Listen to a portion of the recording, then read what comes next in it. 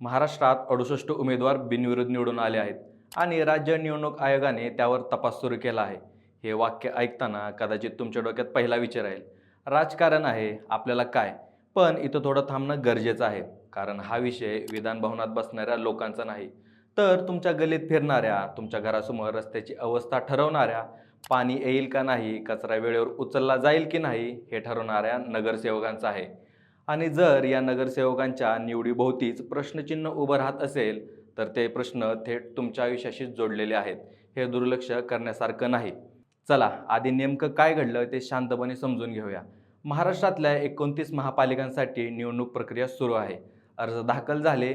अर्ज मागे घेण्याची मुदत 31 डिसेंबर ते 2 जानेवारीपर्यंत होती आणि 3 जानेवारीला ही प्रक्रिया संपल्यानंतर एक चित्र स्पष्ट झालं. 68 उमेदवार बिनविरोध राहिले. म्हणजे त्यांच्या विरोधात कोणीच उरलेलं नव्हतं. या बिनविरोध निवडी सर्वत्र पसरलेल्या नाहीत, तर प्रामुख्याने मोठ्या शहरांमध्ये झाल्या आहेत. कल्याण, डोंबिवलीतील तब्बल 22, जळगावात 12, ठाणे आणि पिंपरी चिंचवडमध्येही लक्षणीय संख्या. मागच्या निवडणुकांकडे पाहिलं तर इतक्या मोठ्या प्रमाणावर बिनविरोध निवडी झाल्याचं चित्र दिसत नाही. म्हणूनच हा मुद्दा फक्त आकड्यांपुरता मर्यादित राहत नाही. याच टप्प्यावर महाराष्ट्र राज्य निवडणूक आयोग पुढे आले. 2 आणि 3 जानेवारीला आयोगाने महापालिका आयुक्त, निवडणूक निर्णय अधिकारी आणि पोलीस आयुक्तांना पत्र पाठवून स्पष्ट सूचना दिल्या. जोपर्यंत तपास पूर्ण होत नाही, तोपर्यंत बिनविरोध निवड जाहीर करू नका. विजय प्रमाणपत्र देऊ नका. कुठलाही जल्लोष करू नका. ही काही अचानक घेतलेली भूमिका नाही. आयोगाचा 2004 पासूनचा स्थायी आदेश सांगतो की बिनविरोध निवडीभोवती तक्रारी आल्या तर तपास अनिवार्य आहे. म्हणजेच या प्रक्रियेत काही संशयास्पद घडलं आहे का हे पाहणं आयोगाचं कर्तव्य आहे. आणि तेच विरोधी पक्षाचे आरोप समोर येतात. शिवसेना, उद्धव बाळासाहेब ठाकरे, महाराष्ट्र नवनिर्माण सेना, काँग्रेस आणि आम आदमी पार्टी या सगळ्या पक्षांनी तक्रारी केल्या आहेत.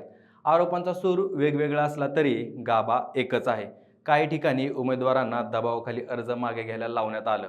काही ठिकाणी आर्थिक आमिष दाखवण्यात आलं. तर काही ठिकाणी वातावरण असं तयार करण्यात आलं की स्पर्धा उरणं कठीणच झालं.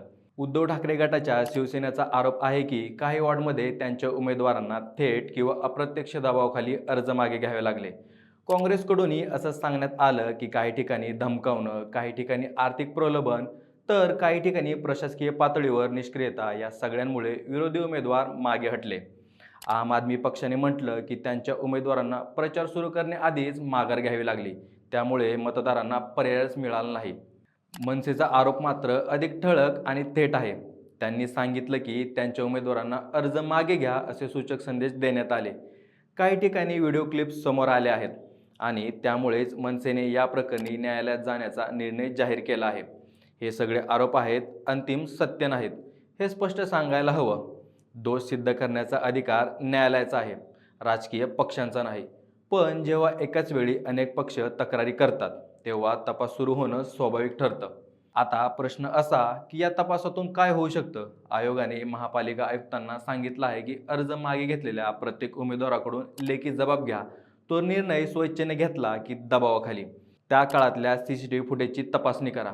पोलीस आयुक्तांकडून स्थानिक तक्रारी, नोंदी आणि कोणताही दबाव असल्यास त्याची माहिती मागवली आहे.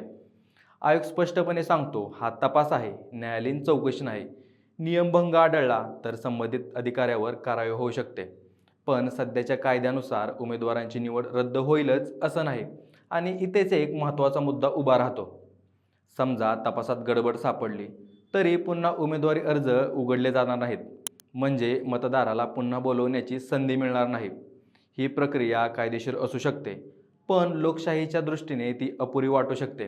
कारण लोकशाही फक्त निकालावर नाही तर प्रक्रियेवर उभी असते. आता बिनविरोध या शब्दाकडे थोडं वेगळ्या नजरेने पाहूया. अनेकांना वाटतं बिनविरोध म्हणजे सगळ्यांची सहमती, पण प्रत्यक्षात बिनविरोध म्हणजे स्पर्धा न उरणं. मतदान झालंच नाही म्हणून मतदारांचं मत काय होतं हे आपल्याला कधीच कळणार नाही. हा फरक समजून घेणं महत्त्वाचं आहे, कारण आज बिनविरोध सोयीचं वाटतंय, पण उद्या तेच नवं नॉर्मल झालं तर मतदानाची गरजच उरणार का? याचा परिणाम थेट तुमच्या रोजच्या आयुष्यावर होतो. समजा तुम्ही कल्याण, डोंबिवलीत राहता. तिथे 22 जागा बिनविरोध गेल्या. उद्या पावसाळ्यात रस्ते वाहून गेले, कचरा उचलला गेला नाही, पाणी टंचाई वाढली, तर तुम्ही कोणाकडे जाणार? नगरसेवकाकडेच. पण जर त्याच्या निवडीभोवती संशय असेल तर विश्वास कुठे बसेल? जळगावात शेतकऱ्यांसाठी पाण्याची योजना, ठाण्यात वाहतुकीचे प्रश्न, पिंपरी चिंचवडमध्ये उद्योग आणि कामगारांचे प्रश्न, हे सगळे निर्णय महापालिकेत घेतले जातात. आमदार वर्षातून एखाद्या वेळी दिसतो, पण नगरसेवक दर महिन्याला भेटतो. म्हणूनच नगरसेवक कसा निवडून आला हे जास्त महत्त्वाचं ठरतं.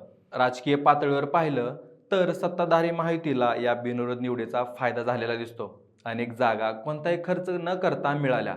सत्ताधारी नेते याला संघटनात्मक ताकद म्हणतात, पण विरोधक याला लोकशाहीच्या प्रक्रियेवर प्रश्नचिन्ह मानतात. याचबरोबर युतीत अंतर्गत तणावाच्या चर्चा आहेत. सीट वाटपावर वाद, कार्यकर्ते फोडल्याचे आरोप, म्हणजे वरवर विजयाचा जल्लोष असला तरी आज चित्र पूर्णपणे शांत नाही. इथे माध्यमांची भूमिका महत्त्वाची ठरते. बहुतांश ठिकाणी बातम्यांमध्ये फक्त आकडे आले, 68 बिनविरोध. कुणाला किती जागा, पण त्या आकड्यांचा अर्थ आपल्या घरापर्यंत येतो का? हा प्रश्न कमी विचारला गेला. तुमचा आणि आमचा हा संवाद या बोलूया यासाठी आहे, आकड्यांच्या मागचा अर्थ शांतपणे समजून घेण्यासाठी. मी असं म्हणत नाही की सगळंच चुकीचं आहे. तपासातून काय निष्पन्न होतं ते पाहणं महत्त्वाचं आहे.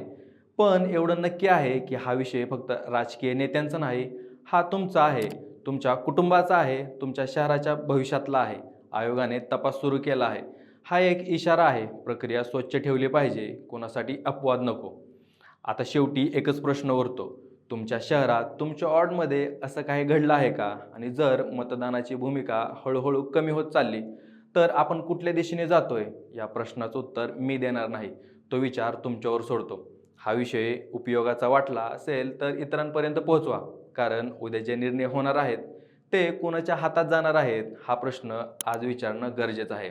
आजच्या व्हिडिओत इतकंच. भेटून नवीन व्हिडिओत नवीन विषयासोबत. या बोलूया. धन्यवाद.